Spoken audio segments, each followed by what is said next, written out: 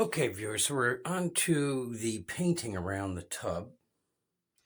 And I think we're also going to do what I said was, I was going to give you a video on how to make a really sharp line on a ceiling.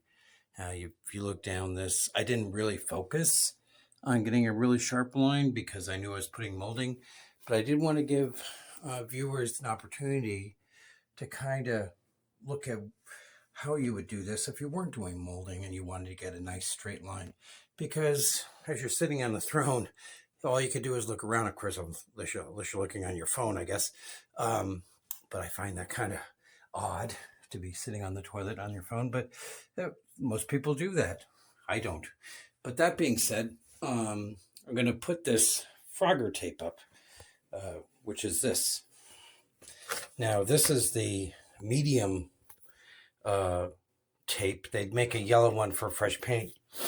I think you still have to allow some time for drying, but that's if you're kind of doing some sort of detail on a wall. I was watching a video on this and they said, well, the reason why they give you this container is to keep the special adhesive that they have on the tape safe or from drying out. But I looked at this lid and it's not that airtight. I think it's more so that, the edges don't get damaged. So I'm going to be putting that on. And then we're going to go get the white paint around the ceiling. And then we're going to do the green paint around the shower. We'll be back. Okay, so the process of putting on the tape, at least what works for me, is when you're putting it on, think about how you're going to be taking it off. So this one overlaps this one and so on as we go around. So when I'm pulling it, it pulls the next one, and the next one. We also got our tape around the ceiling with the same philosophy that, one pulls and then we'll pull the next. So now I'm going to go get the white paint and cut this in.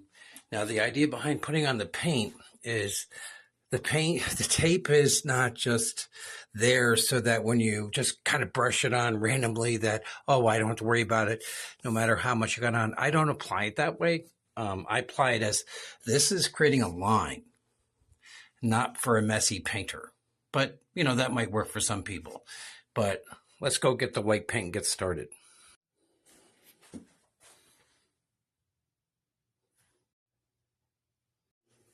Now, another thing you may want to do when working with Frogger tape is to take a rag.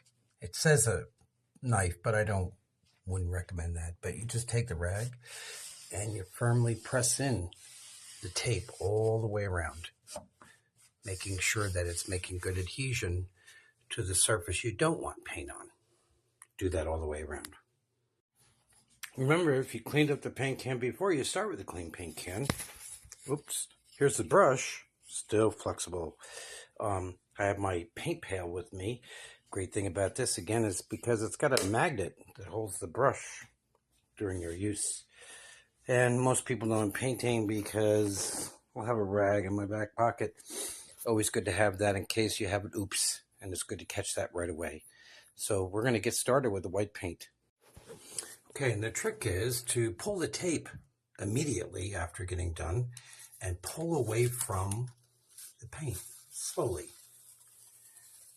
So we'll get this off here and we'll be back. And that's how you get a perfect line between the ceiling and the walls. You'd have to compare this to the video beforehand, but there's no paint on the ceiling. It does show some of the wall imperfections, but again, what I would probably do is allow this to dry, and then I would use the other tape, yellow, to maybe go around, tape the ceiling off and get the walls. The green paint is, again, not cut in very heavy around the top because, again, I was getting molding, but there's a nice straight line all the way around the bath. Now we're off to doing the green paint around the tub. We'll be back.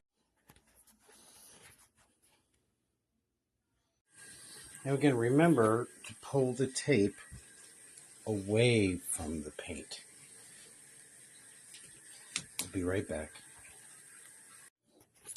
Now, pulling it when the paint's wet is also key. You just have to be careful because obviously the paint is wet, so you can get it all over yourself as well as the tub, like this little number right here. But again, if you just go through and you clean it off, you'll be all set.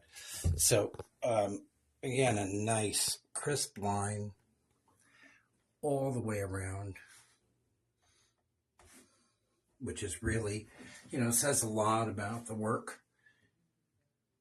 You don't want any kind of nasty paint lines or other work, just bringing the attention to that as opposed to the actual bathroom and the way it should look. So we're going to be off onto the grout refresh. I'm going to give this a little bit of time to dry, take a small break, and then we're going to get going on this because I'm excited about it a little bit because it actually came out really well. So we're going to do the whole floor. We'll be right back. Well, actually, I'm going to stop this video, make another video for the grout, because I am going to put these on playlists so that you can look at the project in its parts, such as grouting, painting, and so on. So I do want to thank you for watching, and I'll see you a little later.